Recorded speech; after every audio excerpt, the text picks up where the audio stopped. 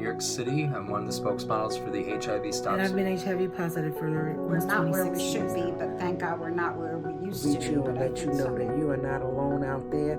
You never have been and you never will be. Hello everyone, Mars here. As you know, I do go by they, them pronouns, and we are here for another question of the month. This month I'm coming to you from my home office. I don't think I've taped from here before, but it's basically like a glorified art studio with my work computer. So I work in one corner and then I do art in the other corner of my office. So just a little bit about me, but let's dive right into the question of the month because I'm really excited about this one. So, have you ever imagined your life without HIV? If so, what do you imagine it would have been like? And if not, why?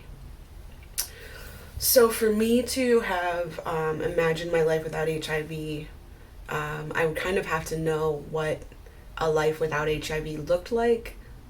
And I don't know that I really did, right? Like, you have the perspective of your friends who are healthy and who, don't have to go to the doctor every other month, or, who aren't walking around with a feeding tube for a couple years, you have your friends that are living like the normal life.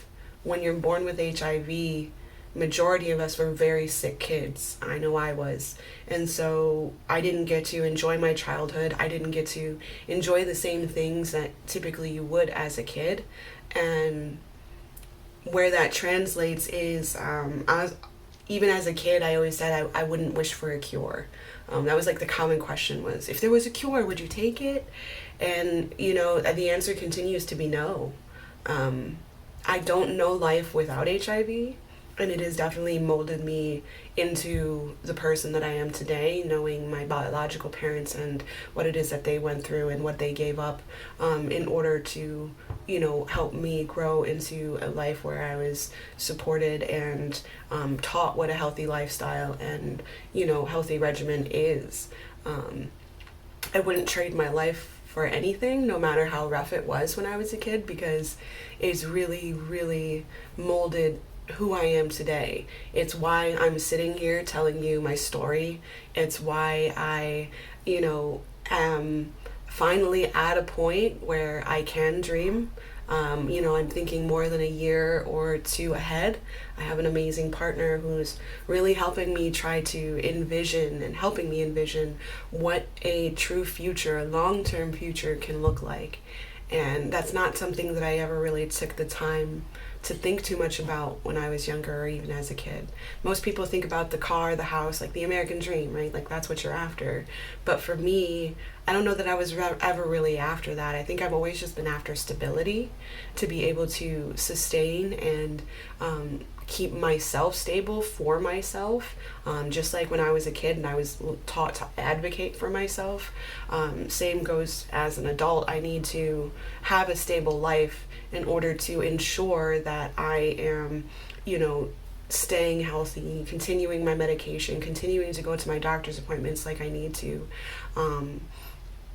So I don't really imagine really what life would have been like without it, because I'm blessed to say that I have a life that I'm happy with, and being an advocate and being able to share my story and lived experience.